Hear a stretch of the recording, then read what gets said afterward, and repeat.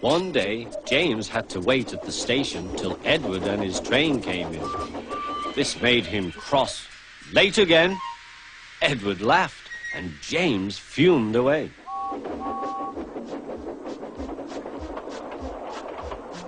After James had finished his work, he went back to the yard and puffed onto the turntable.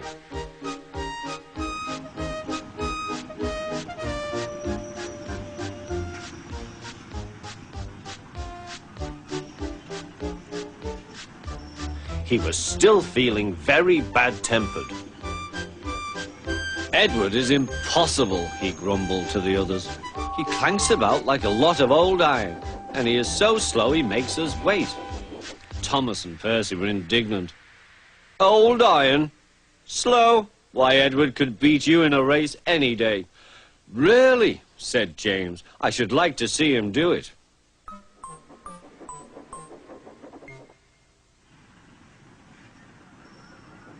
Next morning, James's driver was suddenly taken ill. He could hardly stand, so the fireman uncoupled James ready for shunting.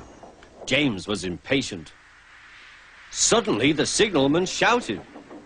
There was James puffing away down the line. "All traffic halted," he announced at last. Then he told the fireman what had happened. 2 boys were on James's footplate fiddling with the controls. Phew! They tumbled off and ran when James started. The signalman answered the telephone. "Yes, he's here. Right. I'll tell him. The inspector's coming at once. He wants a shunter's pole and a coil of wire rope." "What for?" wondered the fireman. "Search me, but you'd better get them quickly." The fireman was ready when Edward arrived.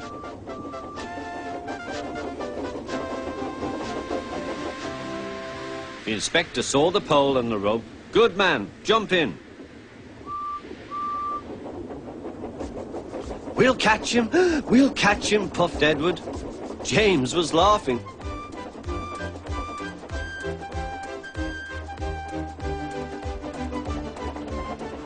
What a lark, he chuckled to himself. Suddenly, he was going faster and faster. He realized that he had no driver. "What shall I do? I can't stop! Help! Help!" We're coming, called Edward.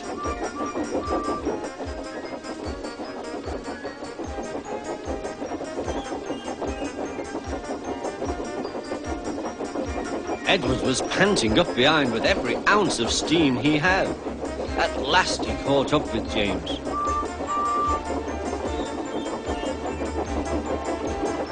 "Steady, Edward," called his driver. The inspector stood on Edward's front, holding a noose of rope in the crook of the shunter's pole. He was trying to slip it over James's buffer.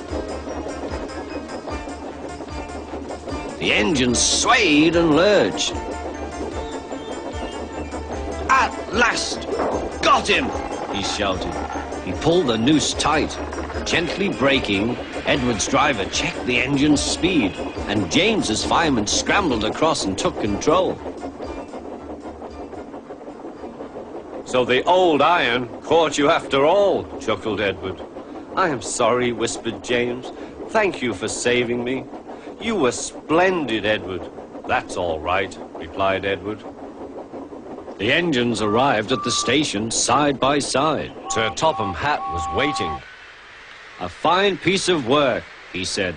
"James, you can rest and then take your train.